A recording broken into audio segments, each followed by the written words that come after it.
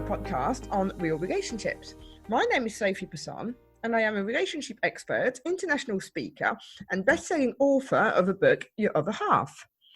I decided to start this podcast because, in my opinion, relationships are currently not being portrayed as what they really are.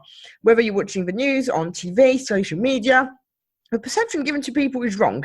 And my aim is to talk about what happens in the real world, talk about real stories, and listen to what real people think, do, or go through, as opposed to creating expectation of something that doesn't actually exist. I may not agree with everything that is being said by my guests, but it is their chance to express their opinions and their stories. So here today we have Kari Roberts. Hi, Kari. Hi, Sophie. How are you? I'm good, thank you. You? Yeah, really well, thank you. So what we're going to talk about today is how to have a good relationship when you both have stepkids. So first of all, could you tell us a little bit more about yourself, please? Yes, I'm an emotional strength coach and an independent parenting specialist. And I was a parenting specialist for local government for I think it was over 7 years. And before that, used to work with young people. Okay. So that's me. Fair enough. So it's obviously more and more common to have stepkids, but it's also really important to remember that actually you need to maintain a good relationship with your new partner because, you know, it is as important as a relationship that you have with your kids. So what tips would you give people? I would say get to know each other.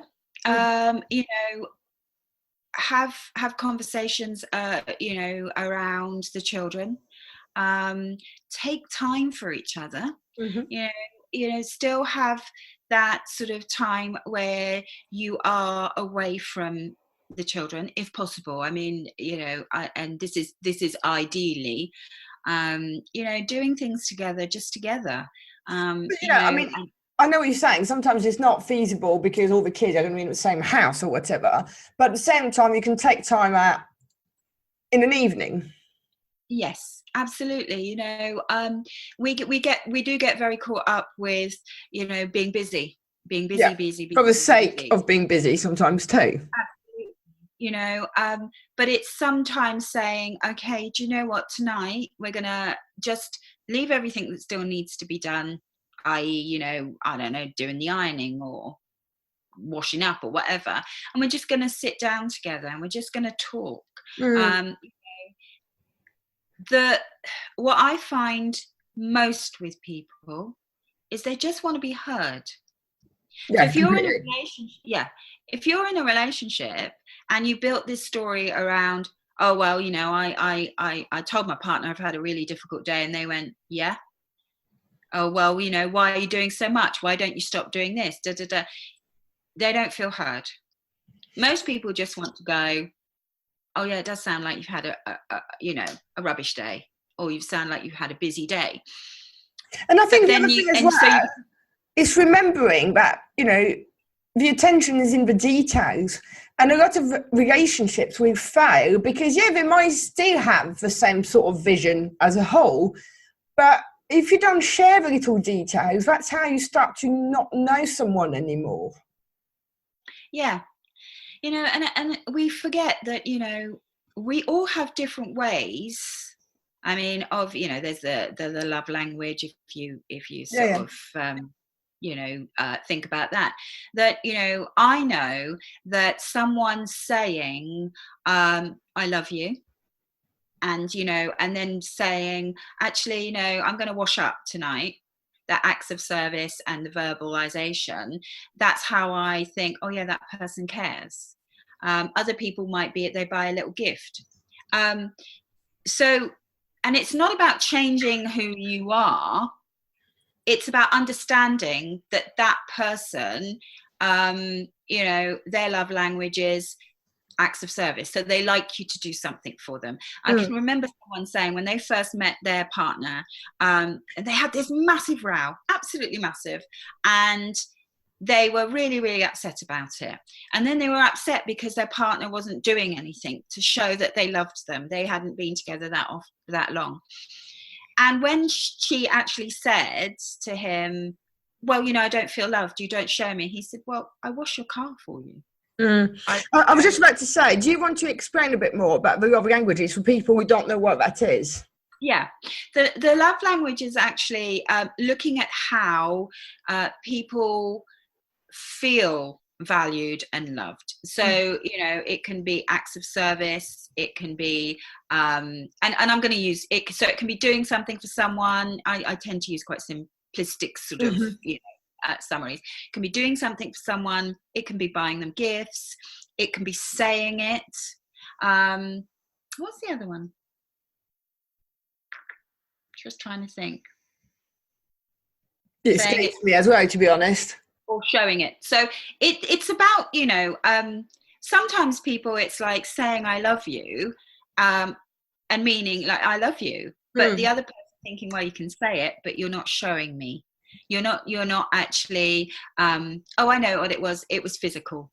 So touch, sort of and I think also, I mean, even in terms of sometimes I recall a particular episode with someone, and if they are wrapped up in their own thing, it doesn't matter what you say, they want to hear it anyway. No, our brains are quite amazing that we can get into and again, if you aren't aware of your own feelings and you're not aware of what triggers you, so your partner could say something to you and that could really trigger that sort of hijack mode, what we call the hijack mode, and it doesn't matter what anyone says, you will not hear it. And as working with parents, if a child's in that mode, it doesn't matter what you say. It really does not matter. And if you then get into that, if you both get into that sort of state, all you're doing is having this massive row and nobody's hearing anyone. No, both in the trenches. You just think when someone is really angry and it's just like it's coming out, because you always go into the fight or flight mode. And verbally, quite often they'll go, I don't remember that. Yeah. And I've known police officers go, well, you said such and such, and the young person's going, no, I didn't. And it's like, because it's not because they're lying or they're denying, they just can't remember. And so going back, it's actually understanding. So how do I like to be shown the person cares for me? But sort of taking the time to find out how they do as well. I mean, I've been married for coming up to, I'm in my 33rd year, but there are still aspects of my husband that I think, oh yeah, I remember that that's why you do that. Yeah. And it took a long time to get there. And you can save yourself so much time and energy if you just start to do a little bit of that. I say, as it were, to yourself, just sort of stop and think. Okay, so what's going on here? What thoughts am I telling myself? And getting to know the person and spending time with them. I think, if you can, leaving the house, because that's not a neutral place. Yeah. And there's always something that will come up. Yeah. And would you say that you should set grand rules from the start, especially with stepkids? Yes, absolutely. It's the professionals, we all will say, actually, as a step parent, although you want to go in and you want to parent, taking that little step back and not going in gung-ho. And and saying to each other, okay, what's your expectation here? Because it can be the other way. If you're expecting your partner to say something or do something and they don't, and you're going, well, you're not supporting me in being a parent, and people, and I've spoken to there's an example, it was a newish relationship, and they said, oh, well, he didn't say to my child when they did this. And I was like, well, have you spoken to him about it? No, I don't know how to have that conversation. And I find it's really interesting because we will share the most intimate part of ourselves with people, but we will not share our thoughts and we will not have that conversation. And I'm not saying it's easy, but I think the issue is, if you don't have the difficult conversations, really, at some point, you're going to split up anyway. Yeah. You've got to have a difficult conversation. Otherwise, you know, there's no point, as it were, because it's going to come up, it's going to eat away at you, you know. Yeah. And it's about also recognizing sometimes getting support, talking to someone else. Because, you know, and I found that as a coach, I've got a coach, and she will say to me, well, Kari, you know, why did you do that? What is it that's behind that? And I'll go, oh, and have you thought about doing this, you know, podcast? And, you know, so, oh, no, I hadn't thought about that, you know, and so able to get me to see myself more, because on your own, you can't. I know so many people that have mediation that will say, I never knew they felt that way. Yeah. You know, it used to be a lot of the partnership, and you probably find this, that no, definitely, because people don't want to have the difficult conversations, and then they wonder why it's not working. Yeah, and people, you know, and you don't listen to each other, and you can say, well, actually, I didn't know you felt that way. How would you say that people should be together in front of the kids and the stepkids? Because obviously there's going to be the emotions of like, oh yeah, but my mum, whatever. Do you know what I mean? So how should they be together in front of the kids? I would actually be very mindful of how you are in front of the children, especially when it's new. Being over sort of touchy-feely, over amorous in front of the children can be quite uncomfortable for the children, but it can also be, well, hang on, that's my mum. You know, even with sort of any relationship, your mum kissing someone or your dad kissing someone can be icky, you know. I think I'm going back one here. And it's not even a child. We're going to talk about my cat, right? My cat is extremely possessive, and he's not tolerating people coming in the house. You know, it's his house, it's his seat, and I'm not having you here, and I'm just going to be a pain in the backside because I'm not having you here. And actually that's a great example, isn't it? Because, and it's just about, you know, if the partner, the new partner's coming into the house, it's just, you know, just being mindful that you've got to respect. Parents will say, I want my child to respect me. I want, you know, step parent will say, I want that child to respect me. It's got to be earned. And I will look at, well, what respect are you showing that child? That's right. Now, a lot of adults don't like that. A lot of the media will go, oh, you know, this sort of like wishy-washy. It's not. It's about actually being a good role model. It's about what we all want in life. You know, we want people to sort of see us as we are. We want people to hear us. We want people to actually appreciate us. You know, that's part of being human. And, you know, and it's about, okay, well, this is their home, and I'm not gonna sort of like be whispering and sort of like be possessive, because what's that showing the child? You're taking my parent away from me, and that's not what it's about. But people react also because they don't know how to react. They don't know what to do, you know.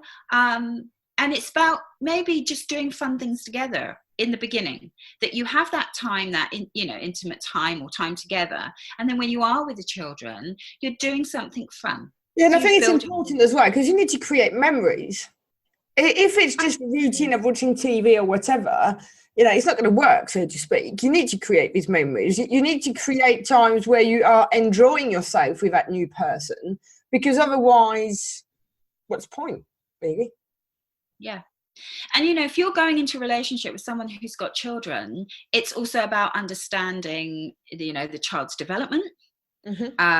So many issues with parents are that they don't understand that the child is not capable of doing something because of their age and their development.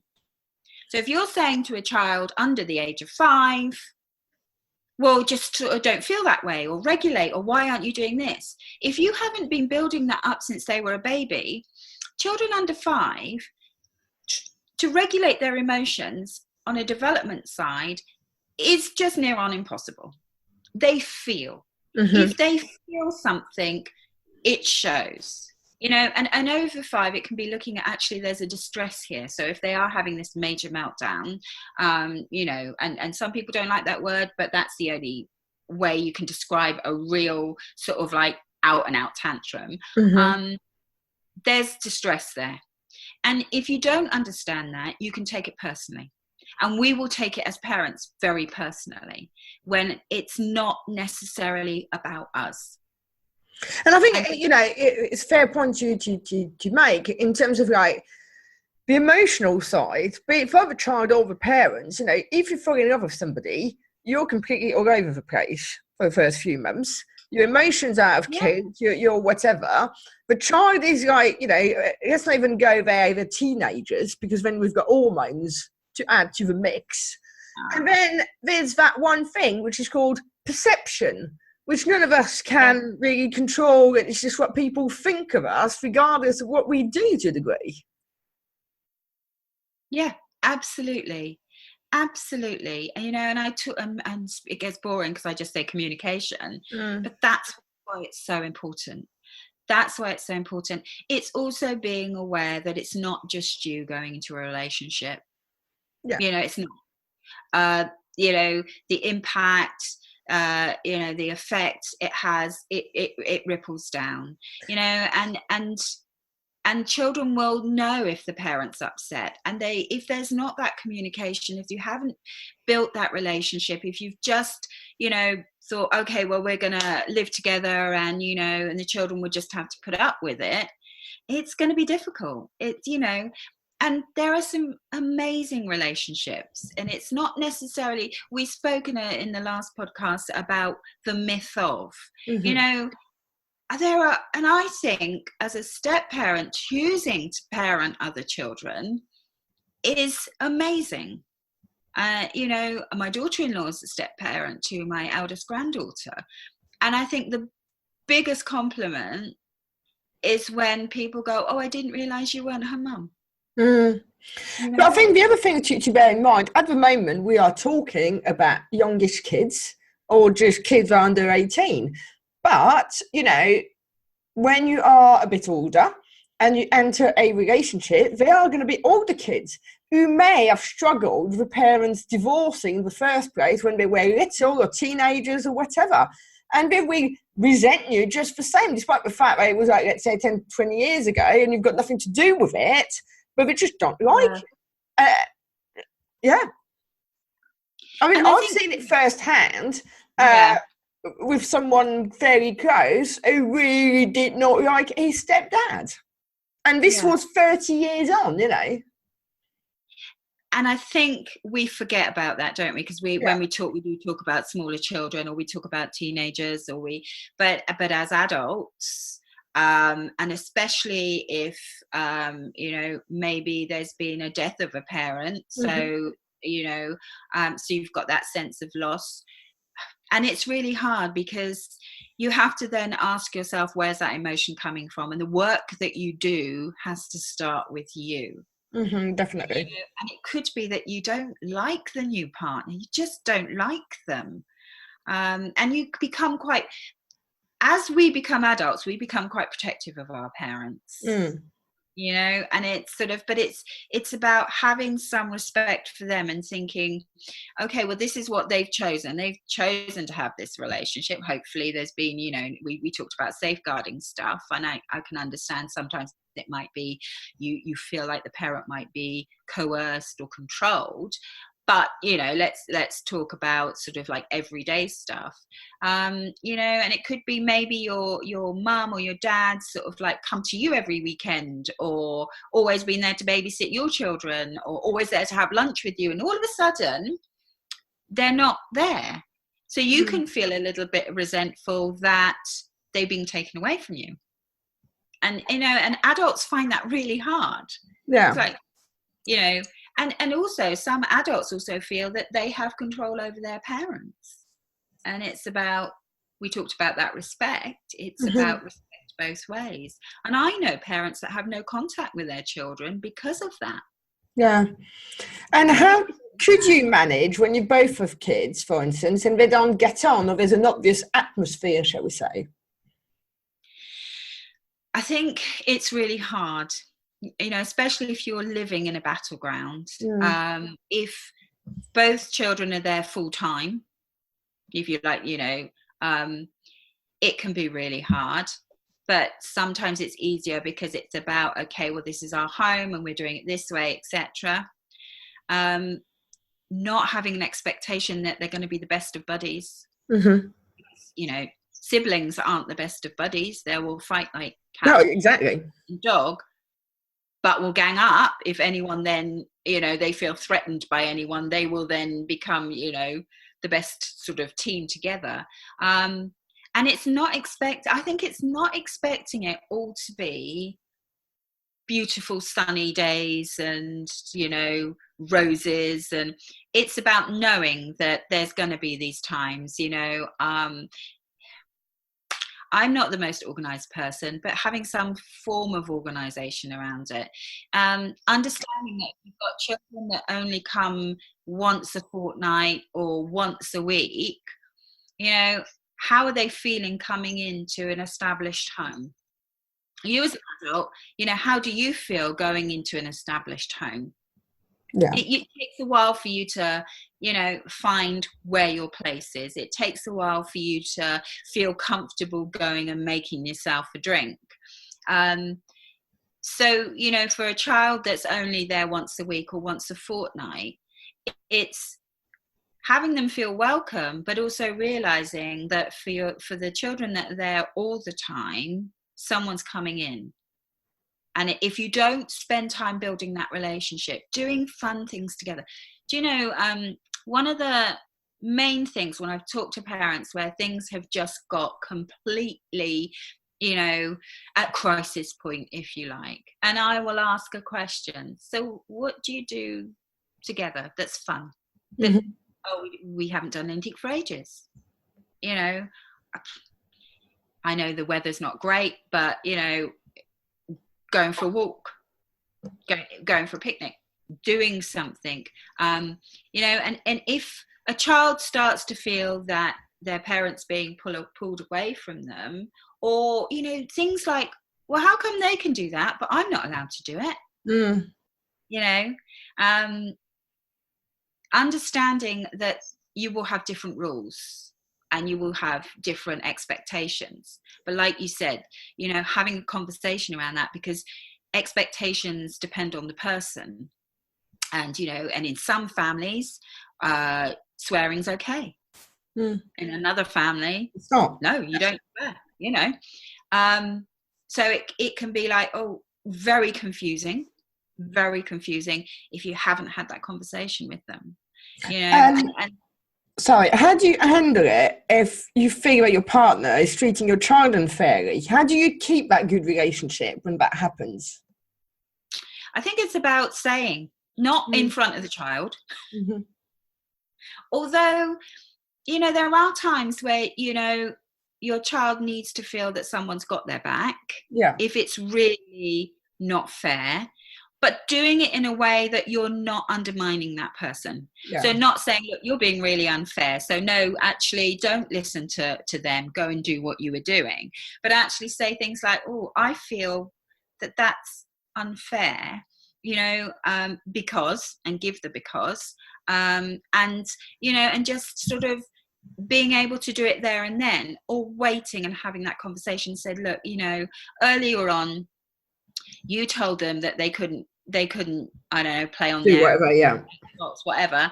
And I felt that was a little unfair because they'd been really helpful in the morning. They'd helped put the washing away, you know, or they've been going to school all week with no hassle. And also, you know, it's not all about the negative. It's getting each other to look at what the child's doing and, you know, how they're coping, and, you know, and communication, just talking about it. understanding that we're not all going to be thinking and coming from the same place unless we talk about it, unless we have conversations, and people don't. It's just, no, it's frightening, really. What about the other way? What about if a child's unfair to a partner? Yeah, and I think it's about, again, dealing with it in a way that you're not attacking in your ways, you know, and understanding. It's like when a child is really angry and they hit out, and it's not saying it's okay to hit out because I know you're angry, but it's actually saying to the child, I recognize you're really angry at the moment, but hitting is not okay. You know, it's not okay. So I can understand you're finding it really difficult at the moment, but shouting at them is not okay. Or hitting them, or, you know, because it does happen, children do. But one thing, I mean, we haven't talked about is if there has been trauma for the child. Yeah. You know, in whatever situation. So we talked about, you know, that we always have to be mindful of safeguarding. So, you know, people don't like to, but we've got a law, Claire's law around that. But being mindful that if your child, you know, a previous relationship, it might have been abusive, or there could have been a death or a loss or something. I think sometimes just the trauma of a divorce. Absolutely, absolutely. You know, if a child is in that trauma space, they will not be able to handle anything. The tiniest thing could set them off. And it's sort of realizing that, you know, we talk about putting in consequences, you know, having very strict rules. Certain things don't work when children are in that traumatic state. And for you as well, because what can happen is it can trigger stuff in you, and it takes you right back to that very, you know, the trauma of the divorce or the separation, or, you know, the relationship. And the one thing I say to, and I mean, you probably do as well, it's know yourself. Oh, good, yeah. You know, understand where that's coming from, and it's not easy. And you know, it's a lot of stuff is very simple. People say to me, "Oh, Kerry, that sounds so simple." It is, but it's not easy. Something being simple doesn't mean it's easy, but we very often overcomplicate things a lot. Oh God, yes, definitely. And one of the things as partners, you ignore, you won't talk about it, you will push it to the back, and that's what you do, you know. And it can break down relationships, you know. And the message you're then giving your child is, oh, well, you know, yeah, I was right not to trust them. You know, I pushed and pushed and pushed. When a child's pushing you away, it normally means that they are very fearful and they want a connection. They just don't know how to have that connection. They really don't. Yeah, and that's the thing. You know, and I always found especially with teenagers, young people, when I ran the service that I ran, they would often go, I don't care. And for me, that was a signal that they really cared. Yes. You know, I don't care about you. Actually, they do, you know.